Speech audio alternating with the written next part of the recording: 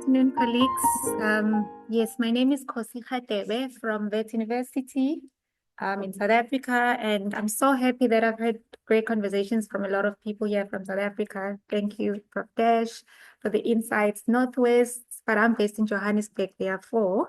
And I heard good news as well from the chair that there's quite a number of people that participate from my country, so we're all on the right track, right? I'm looking at, like we said here, I'm looking at digital transformation. Right. Digital transformation within the mining sector, and then we're trying to balance automation, ethical AI, and workforce inclusion. This is an ongoing research paper, and the conversation today has been anything and everything AI. So I'm so happy to be here amongst my learners, and I'm hoping that you'll make much input into this. So like it's an ongoing research, so we're looking at the traditional trajectory, research purpose. What is the motivation of the study, as has been imparted already, that it's one of the key sectors within the country that I'm coming from, in Africa at large as well, seeing that there's some people that are coming from Africa, Ghana specifically. I know one of the areas or the sector areas that are really propelling the GDP or contributing to that is the mining sector. Research method unique in this instance, it's a systematic literature review, and I'll explain why in this instance, the implications, contributions around that. In terms of AI, colleagues, the question is, could this be the future of the mining sector in regards to AI? Is this what we're looking at, right? And if this is the case, it also depends on which aspect you're looking at it. Are you the employer? Are you the employee? Are you looking at operational efficiencies, operationalization, digitization from the perspective of improving your operations, or you're on the other side of being an employee? So depending on which side you're looking at it, you would see that in terms of the future of mining, it is positive. It speaks to the pockets, I suppose, but we'll get to see what literature is saying in this regard. But I think it looks good, does it not, to some degree? Because automation, and then we're working with robots, our trucks are automated.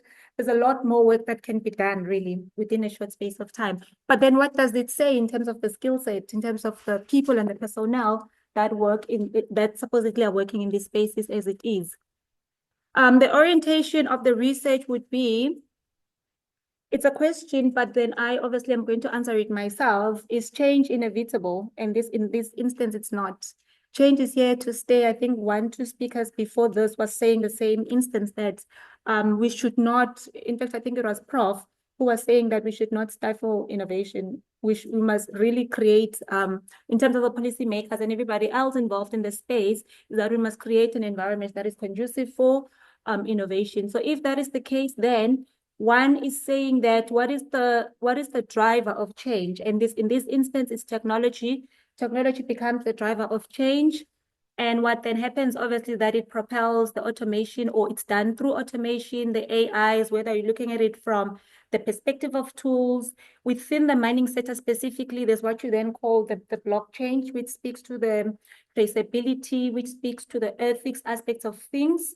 And then, of course, even though this research is not really looking at data or the importance of data, but you cannot look at technology and AI aspects without touching on data, the role and the importance of the analysis of the huge data, particularly that exists within the sector. Key benefits to this, of course, like I said, from whichever side you're looking at it, but from this perspective of being an employer, you're looking at improved efficiencies through AI or innovation or technology for that matter.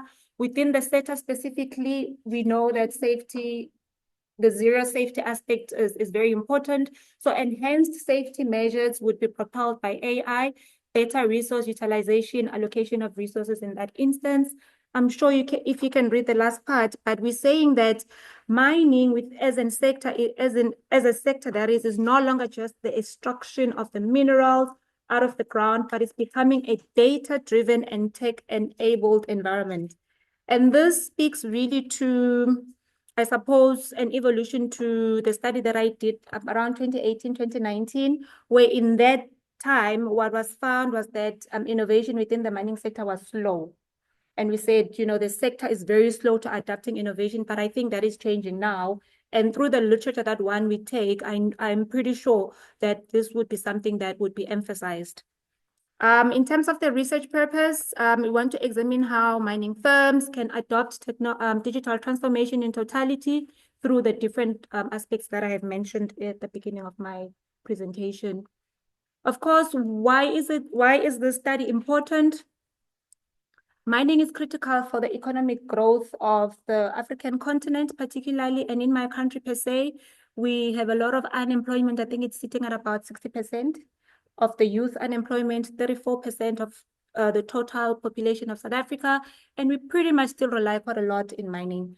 So what does it say now? If we're speaking of AIs and some robotics that might potentially displace these people when unemployment is such a rife percentage in the country. So this becomes quite critical as well in terms of the sector. We really need to look into it in terms of seeing how we can improve in that aspect and ensure that more people are employed than displaced.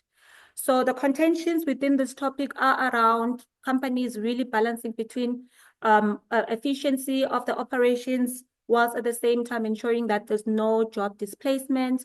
You're looking at being innovative and improving on that aspect while being ethical at the same time. What are the current gaps and the readings to date? There is limited ethical AI frameworks that are existing. What you see is that there's quite advanced understanding of promoting AI, whilst there's very limited AI adoptions, ethical AI frameworks that are being adopted, and there's really weak workforce transition strategies. So a lot of the companies are really propelling, let's do AI, let's adopt AI, and it's happening in the companies without really your change management strategies that would also balance out what is happening in the sector in terms of the people that work there. The core argument, of course, now we're bringing in aspect of SDGs, is that innovation must align with social sustainability. I think one of the professors as well spoke about sustainability. So that is something that is very key. And when you look now at the research method that one essentially is hoping to adopt is a systematic literature review running from 2016 to 2026. Peer-reviewed journals, industry reports, policy documents is what one will look at, particularly this one, because from a government perspective, it becomes very paramount and important and very key that government takes a role. And I must say in South Africa, government is very much involved in as far as anything is happening in the sector and particularly within the policy. So very tight policies in this regard. That I would say very much protecting the aspects of employees, very much managing the displacement of employees within companies. So there's a lot of policing around that, and also from what we call the unions that are also representing employees. So it's very critical that in the study, we include the role of government from as far as policy is concerned. Focus areas, of course, would be then the AIs, digital inclusion, as well as of the workforce adaptation. In terms of the implications from an academic perspective, the direction would be the empirical testing of integrated frameworks. What are the frameworks that are in existence for now and how those would need to be advanced? Because with AI, you'd realize that because it's innovation, technology, advancements of whatever is in existence now, more so, of course, with the fact of introducing new things, but whatever is there that is working, it's just a matter of automating that or improving that and innovating on those aspects. So whatever frameworks exist, they need to be integrated for the betterment of particularly the people that are working in those different companies or mining sector. Measurement of ethical AI maturity in organizations, I did say this one is a gap. So in terms of the contribution in as far as academics is concerned, we'd like to then measure the maturity of AI within the different organizations, the ethical aspect of it. And from a longitudinal study, the reskilling and of employees becomes very pertinent because now this becomes key for companies. Whilst AI is being adopted, it's going to also become an expense, right? Because it's not as easy just to get rid of people simply because there's a robot. Also, we know the fact that even though there might be all these AI things, they still need that human touch. You cannot completely get rid of humans. So you'd find that companies would need to spend more money, invest in a lot of education in and around reskilling, upskilling, re-educating, redeploying. employees within their organizations. And that's probably what would be encouraged from a policy or from a government perspective. From a practical instance, the integration of automation and human capital becomes important. There are studies around that which are promoting the integration of what is happening within the mining sector as well as the human capital perspective of things.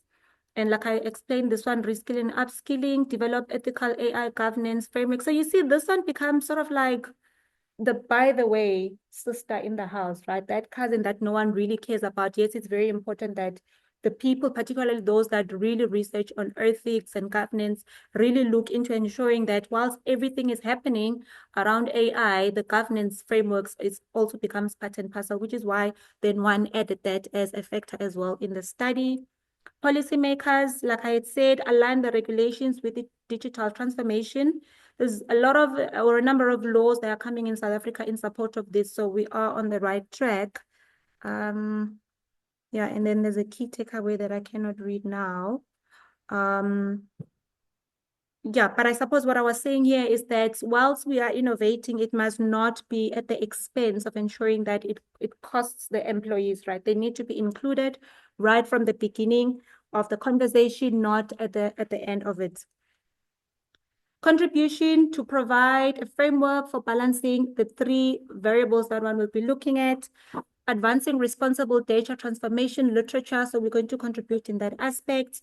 From a context perspective is to focus on the global south and the mining sector in totality, as well as Botswana. Botswana, in terms of the mining sector, is doing extremely well in being advanced in balancing all these aspects. So we'll definitely be looking at global south in that context. And then the strategic value is to ensure that technological progress comes out with ethical integration. That more or less is what one would be looking at in this ongoing research study.